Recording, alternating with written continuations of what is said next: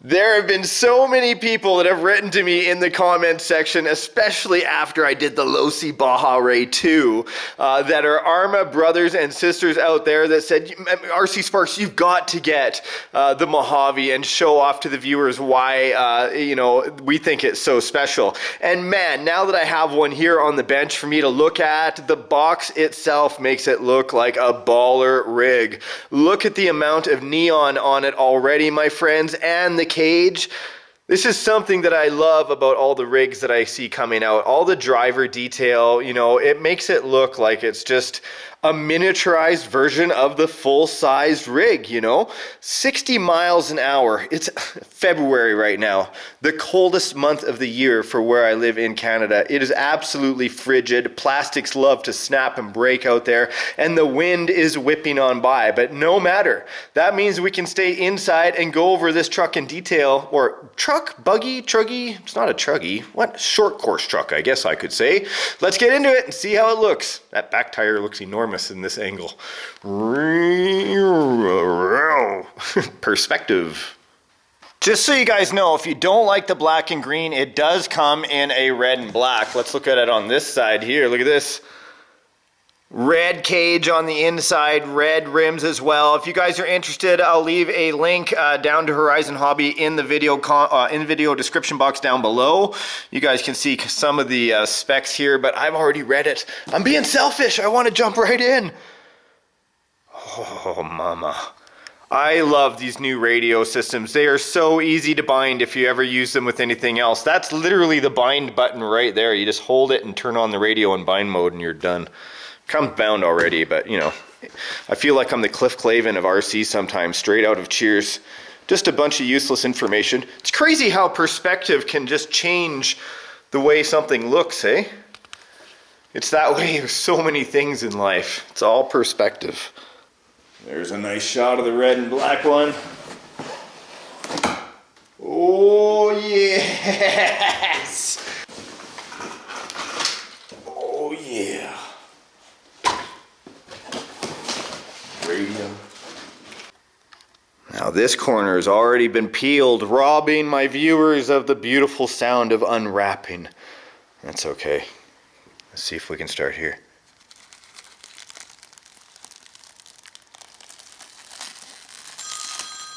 Who left their phone on during filming? Sakes. Now I have to re-stretch it again for you guys. Dang it. I'm the only one here, so it was my phone. I left it on. Doesn't seem as genuine now.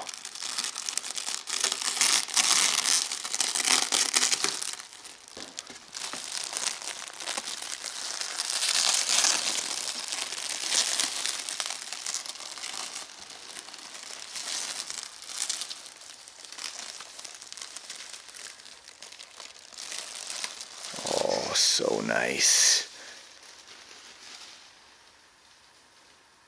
Don't just bash. Blast. It's been Arrma's slogan for so long now. Just giving you all a moment to absorb what you're seeing.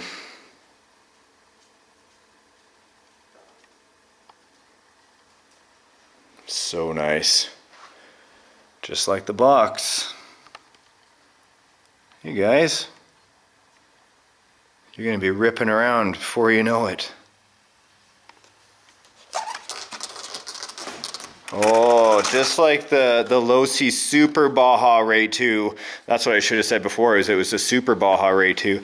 There's this beautiful rubber lip along here. Very good. And then the tires themselves. That's quite a bit of throw on there. What I mean by that is the angle that it turns. Firmer tire, like the rubber is not overly soft.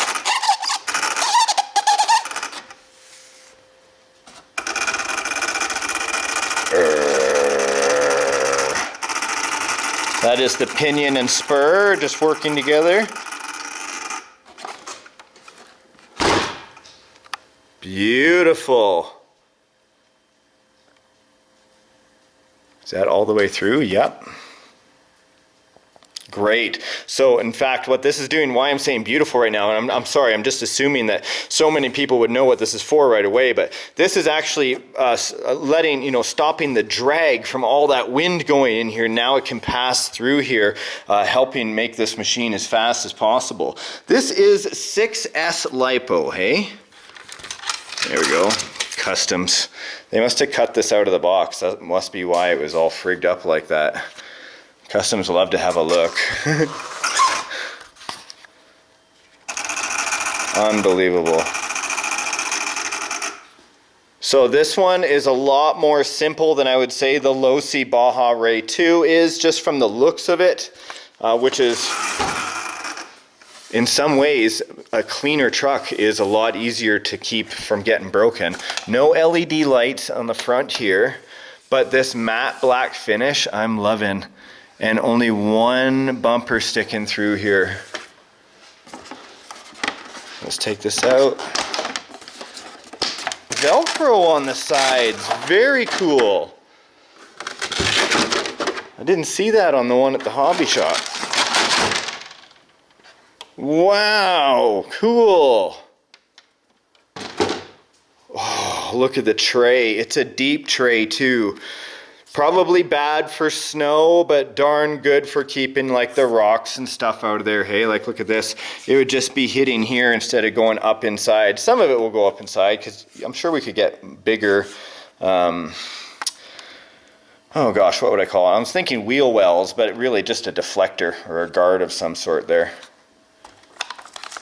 So this can take two 2S or two 3S. I'm sure it can take a single 4S. Look at that giant motor on there. I love these machines so much. They always smell so good when they're opened. That's probably part of my nerdiness and weirdness coming through there. I think there's some of you that will actually relate and understand. Wow. Like so many Arrma products, right? Apparently built tough. I've seen people beat the crap out of these on videos, and they just keep coming back and taking more. But one thing I know I'm going to do before I do anything, because it's winter, is I know a lot of you are going to disagree with me, and no one has to take this as advice. This is just something I do with mine. I am going to be spraying WD-40 on the plastics. Now, before you freak out and say it makes it brittle and it's going to break it easier, with some plastics it will, but not with these plastics in my experience. What I do is I soak all of the plastics in WD-40. I let it sit basically overnight and just let the plastics absorb, and it makes it way more pliable in my experience. If you want to test it out on one of your rigs, test it out on the bumper or test it out somewhere just to make sure.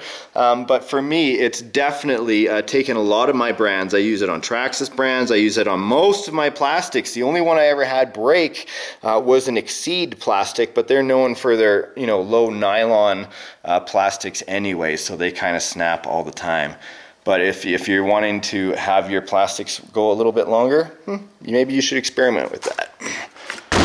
Unreal. I love, watch, when I drop it down, it should hit the table in a slap and come back up to center. Oh, sorry to all the people that were having headphones there. I hope it wasn't too bad for you. Here is a very important piece for you guys to know that comes in the book or in the bag of parts. Included shims to use if required after the gears have bedded in. So these little shims right here can be used after everything kind of gets worn in if you need to tighten it up. So those already come included in the package. You also get this giant bag of tools. I have quite a few of these wrenches now, but I'll tell you what, I call it a cross wrench. I find it very helpful. Some people call it a wheel wrench, whatever you want to do. All the tools you need will come in there.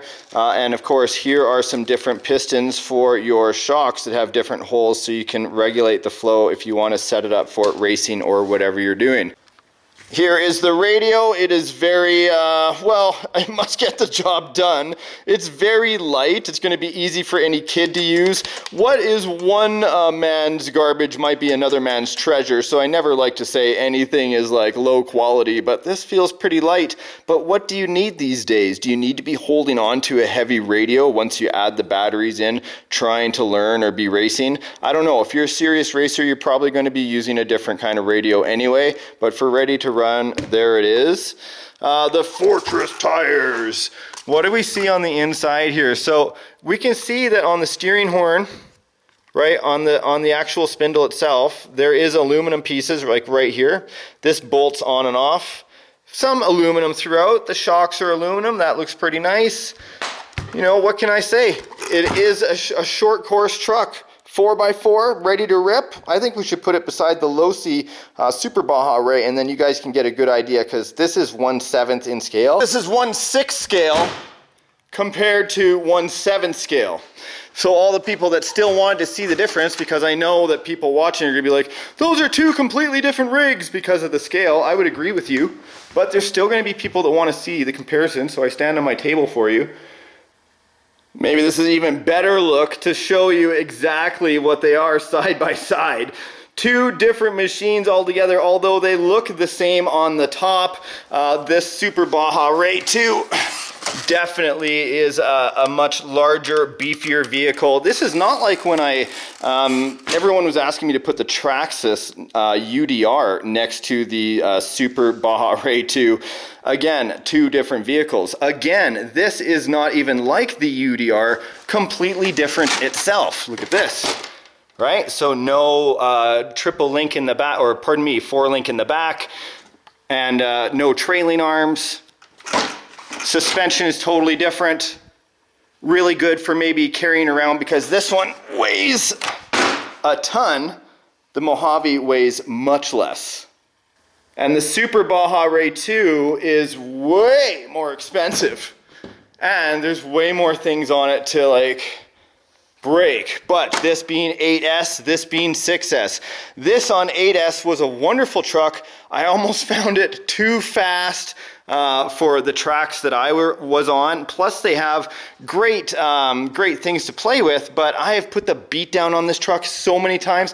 I've never broken apart on it, except for maybe this light cover up here came unglued, and this light still works, and this tends to rip off. So here is this on the same thing, but I did nosedive after nosedive on that one. So also this one has way more weight at the back. See?